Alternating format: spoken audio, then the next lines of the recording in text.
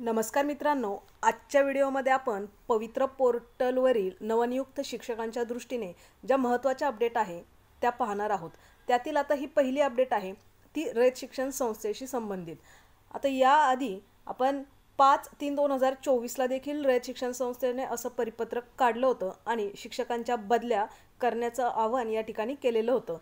आता नवनियुक्त शिक्षकांसाठी नियुक्ती देण्यासाठी जे पहिले कार्यरत शिक्षक आहेत त्या ठिकाणी त्यांच्या बदल्या होणं जास्त गरजेचं आहे। आणि दुसरी गोष्ट म्हणजे रयत शिक्षण संस्थेवरती असणारी कोर्ट केस।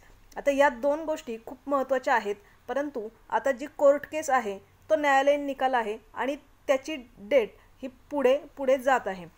त्यातील ही शिक्षकांची बदली ही जी प्रक्रिया आहे त्यासंबंधीचा हा GR त्यांनी परिपत्रक काढलेला आहे।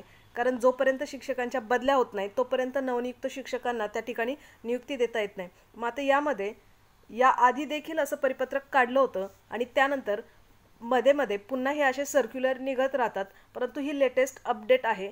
त्यामध्ये शिक्षकांच्या बदल्यांसाठी ऑनलाईन पद्धतीने फॉर्म त्या ठिकाणी भरून घेण्याचं काम चालू आहे। म्हणजे या ठिकाणी जवळजवळ 5वीच्या म्हणजे सेवकांसाठी असेल, 6वी ते 8वीच्या शिक्षकांसाठी असेल, 9वी ते 10वीच्या आणि 11वी ते 12वीच्या शिक्षकांसाठी या ठिकाणी शिक्षकांच्या बदलीचं काम सुरू आहे आणि त्या संदर्भातली डिटेल्स या परिपत्रकामध्ये त्यांनी दिलेली आहे।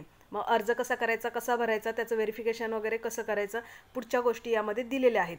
परंतु महत्त्वाचा मुद्दा या ठिकाणी आहे की सदर यादीतील सर्व सेवकांनी आपले विकल्प 3/7/2024 ते दिनांक 7/7/2024 या कालावधीत भरणे अनिवार्य आहे। म्हणजे 7 तारखेची मुदत यामध्ये दिलेली आहे। आता रयत शिक्षण संस्थेची जी केस आहे ती सुद्धा या दरम्यान त्याचा निकाल लागू शकतो किंवा पुढची तारीख देखील पुन्हा भेटू शकते। तर या 7 तारखेपर्यंत शिक्षकांच्या बदल्या ह्या होतील आणि नंतर पुढची प्रोसिजर सुरू होईल। जे अभियोग्यताधारक आहेत पवित्र पोर्टलवरचे त्यांच्यासाठी एक चांगली बातमी ही आहे की जे शिक्षकांच्या बदलीचं धोरण आहे ते जवळजवळ 12वी पर्यंतच्या शिक्षकांच्या बदल्या ह्या त्यांच्या अंतिम टप्प्यामध्ये आहे। म्हणजे यापुढे जी काही विथ इंटरव्ह्यूसाठीची मेरिट लिस्ट लागेल तर त्यासाठी देखील विद्यार्थ्यांना यामध्ये फायदा होईल, कारण तेव्हा शिक्षकांच्या बदल्यांचा हा प्रश्न पुन्हा उभा राहणार नाही। आत्ताच सरसकट त्यांनी 12वी पर्यंतच्या शिक्षकांच्या बदलीचं धोरण या ठिकाणी राबवण्याचं काम चालू आहे आणि 7 तारखेपर्यंत ह्या बदलीच्या प्रक्रियेचे ॲप्लिकेशन चालू राहणार आहेत।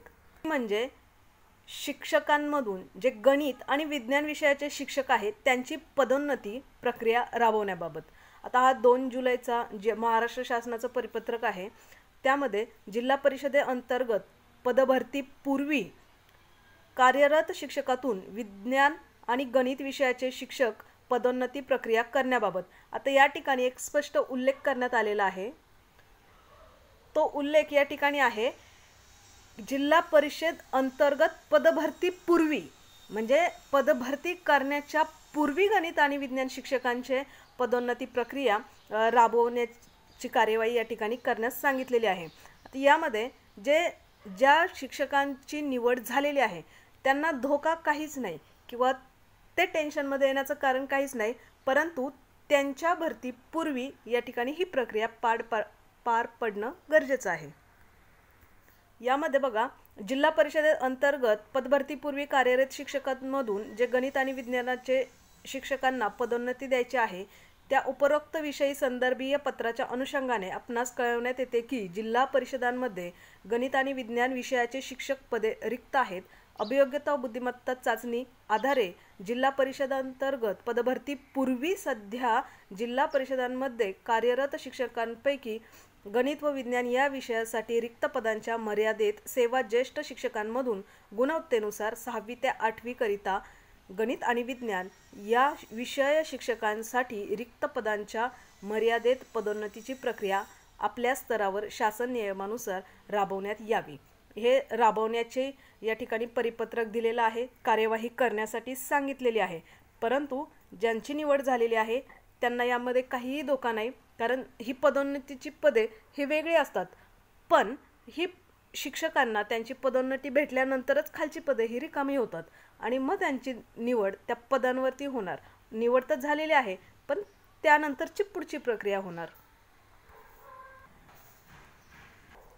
यानंतरची पुढची अपडेट ती म्हणजे पवित्र पोर्टलवरती ज्या शिक्षकांची निवड झालेली आहे त्यांची बृहन्मुंबई महानगरपालिका आणि नवी मुंबई महानगरपालिका, आता BMC असो किंवा NMMC असो, मुंबई मतदारसंघाच्या निवडणुका होत्या आणि यामध्ये आदर्श आचारसंहिता होत्या. 6 तारखेला संपणार आहे आणि त्यानंतर विद्यार्थ्यांचं डॉक्युमेंट्स व्हेरिफिकेशन BMCचं होणार आहे.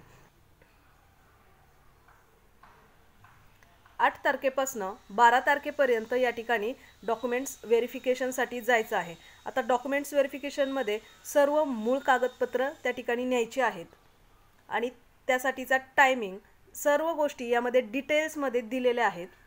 आणि महत्त्वाची सूचना म्हणजे की स्वतः त्या ठिकाणी उपस्थित राहायचं आहे. पवित्र पोर्टलवर स्वप्रमाणपत्र नोंदवताना सर्व माहितीची मूळ कागदपत्रे, जे सेल्फ सर्टिफिकेशन केलं होतं त्यात जी माहिती भरली त्याची मूळ कागदपत्रे त्या ठिकाणी सोबत घेऊन जायची आहेत आणि त्याप्रमाणे साक्षांकित प्रतीसह नियोजित वेळेत स्वतः उपस्थित राहून कागदपत्रे पडताळणीबाबत कार्यवाही पूर्ण करून घ्यायची आहे, अशा सूचना उमेदवारांना दिल्या आहेत.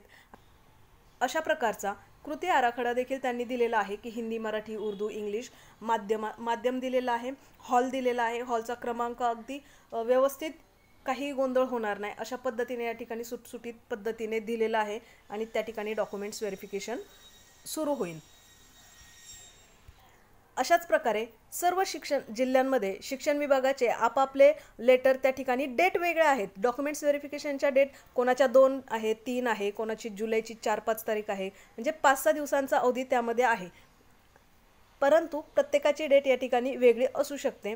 यामध्ये BMC असेल, आता त्यांची तारीख या ठिकाणी वेगळी आहे. जसं 8 तारखेपासून 12 तारखेपर्यंत डॉक्युमेंट्स व्हेरिफिकेशन चालेल, तसं सर्व जिल्ह्यांच्या वेगवेगळ्या त्या शिक्षण विभागाने काढलेल्या तारखा त्या ठिकाणी त्या परिपत्रकामध्ये मेन्शन केलेल्या असतात.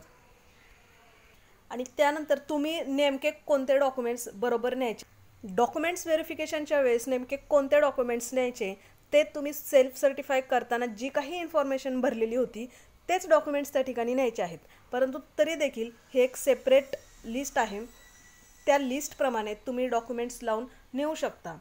मग ते तुमचे 10वीचे मार्कशीट असेल, गुणपत्रक, नंतर प्रमाणपत्र, 12वीचं मार्कशीट, प्रमाणपत्र, पदवीचं, किंवा तुम्ही जे व्यावसायिक शिक्षण घेतलेलं आहे त्याचं TET असेल, CTET असेल किंवा टेट असेल, किती मार्क्स पडले, इतर डॉक्युमेंट्स, इतरमध्ये म्हणजे तुमचे कास्ट सर्टिफिकेट असेल, तुम्ही कुठल्या याचं रिझर्वेशन घेता त्या गोष्टी असेल.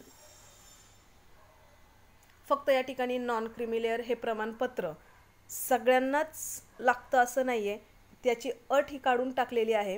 आता काहींना ते लागतं आणि काहींना नाही लागत. यावरती एक सेपरेट व्हिडिओ बनवलेला आहे. त्यानंतर MSCITचं प्रमाणपत्र जर MSCIT झालं असेल, 30% आरक्षण घेत असाल तर जवळजवळ या ठिकाणी 22 डॉक्युमेंट्सची लिस्ट देण्यात आलेली आहे. याप्रमाणे तुम्ही तुमचे डॉक्युमेंट्स लावून त्या ठिकाणी नेऊ शकता. अशा प्रकारे महत्त्वाच्या अपडेटसोबत आजचा व्हिडिओ या ठिकाणी थांबवूया.